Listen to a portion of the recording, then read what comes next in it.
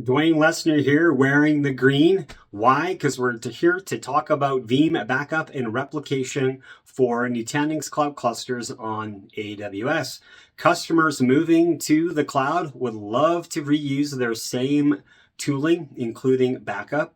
Veeam provides support from a variety of different providers, including AHV. So you can use Veeam to back up AHV in AWS. We're going to take a look at the architecture, why it's unique in this design for a speedy backup, and then we're also going to see it in action. Let's dive in. Here's our overall architecture with Veeam running with NC2 on AWS.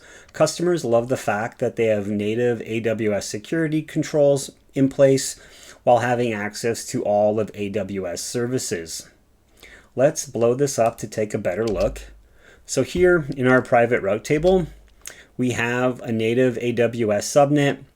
For Veeam, we're running this appliance as an EC2 instance, which can be deployed from the marketplace. The latest software version I just deployed as a regular EC2 instance, as version 13 at the time of this recording was not available. Now, the interesting part of the design is our another AWS subnet, that's this one, is attached to the NC2 cluster. It's going to be used for running the Veeam workers.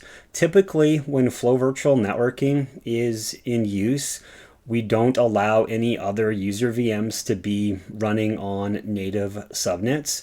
But because the Veeam workers are only talking to the bare metal nodes, the storage controllers on the host, and the backup appliance, which is all on the underlay, this is going to be supported and works great.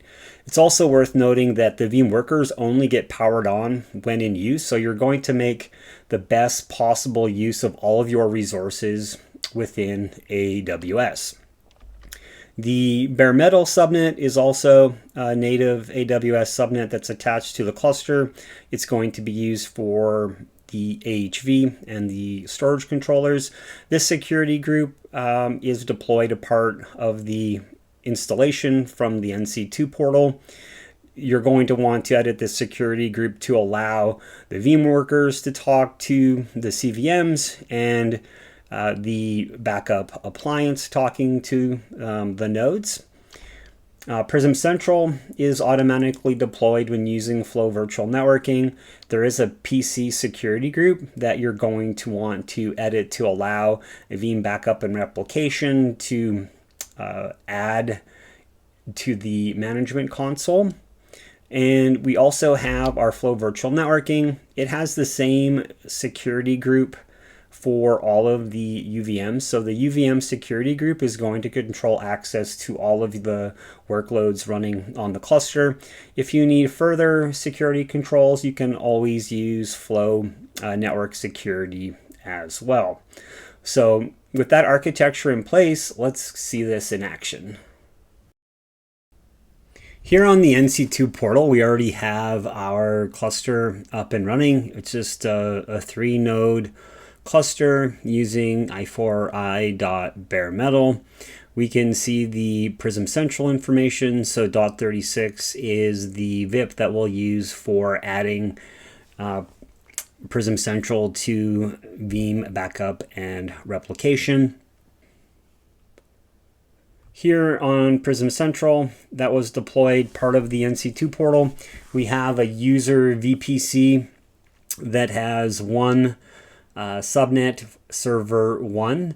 This is where our workloads will be deployed to, and so we'll see that when we back up our virtual machines.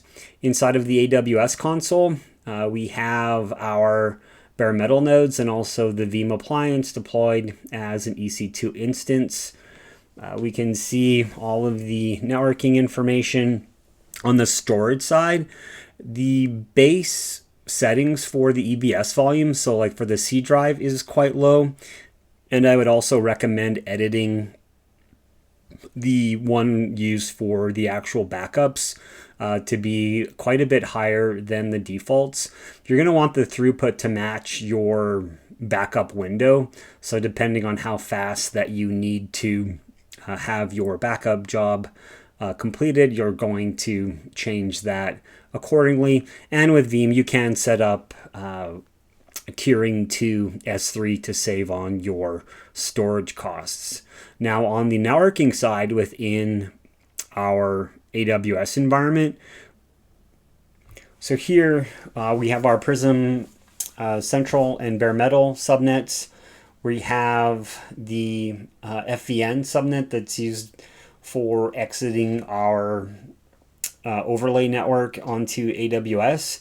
The Cluster 1 subnet is used by our backup appliance, and then the other subnet is used for the Veeam workers, which I mentioned before is actually right attached to the Nutanix cluster.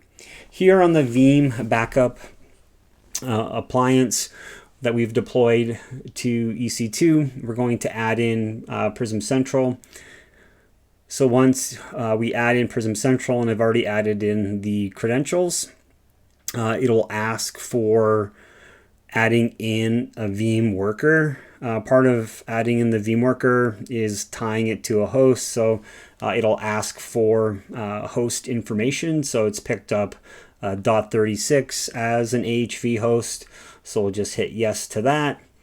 And then we will add, once the host is added, then we'll add the worker. So we'll add in our AHV host, which that information can be off of the NC2 portal. The credentials, if they're different from Prism Central, just quickly input them in here. Once the host has been added, then we will deploy one of the worker VMs. So here now it's asking to add a worker VM. We've set up the IPAM in AHV to use DHCP. The subnet has already been added. So Veeam workers, hit apply. And then we can add the other workers from the backup infrastructure menu within Veeam. So the process is pretty good. It deploys a Linux VM, and so it's powered on now, but will be shut off when not in use. So the setup is just finishing. So back on the infrastructure tab, you can add more proxy VMs, which are the Veeam workers. So we'll add a Nutanix AHV worker in. And so we'll just continue this process on until we have all of our worker VMs on our cluster.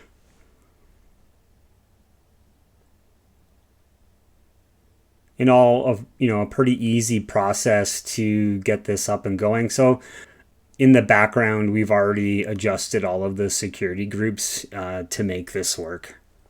All of the documentation is available from the Veeam website as far as the needed ports for getting it set up. Now we have our Veeam workers in place. We're going to add a backup job. We've already deployed out some Linux virtual machines into our environment.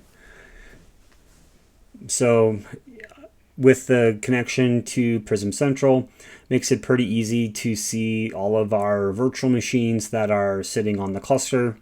We're just going to add the server VMs. So we currently have 4 Linux VMs that we're going to back up. Now that those VMs are selected, pick up the backup repository, which is just the default from our setup. You can, all the typical job settings that Veeam provides. We're just going to run this job right away. Veeam does have integration with, change region tracking from AHV. And so we'll see only one of the Veeam workers power on just because there's only a very small amount of VMs being backed up. So the backup job has started. The Veeam worker is now on. Once the backup job is complete, that Veeam worker will automatically shut down. So you can see that the backup job was pretty fast for our environment, even with not having the EC2 instance, fully optimized. So now we're going to clone more server workloads so we can see all of the worker VMs come on for Veeam. So we'll just do 16. And, the cloning process is really quick on Nutanix with the native integration, redirect on write snapshots. So we'll just power on these virtual machines and then go back and edit our backup job to add in the additional virtual machines within our environment. So same process as before. Just go ahead and, type in server, and then we can select them all. Hit OK, and away we go.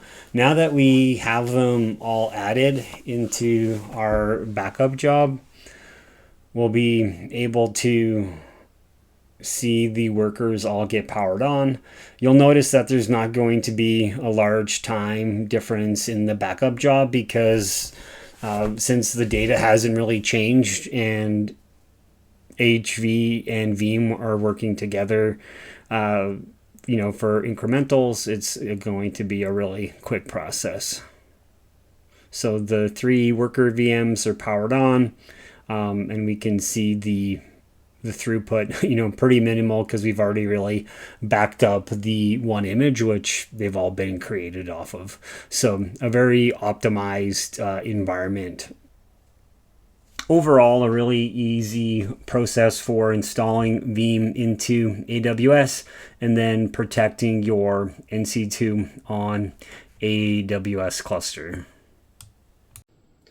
Customers don't want to change backup providers when moving to a new platform, and with Nutanix Cloud Clusters on AWS, you don't have to. We'll see you in the next video.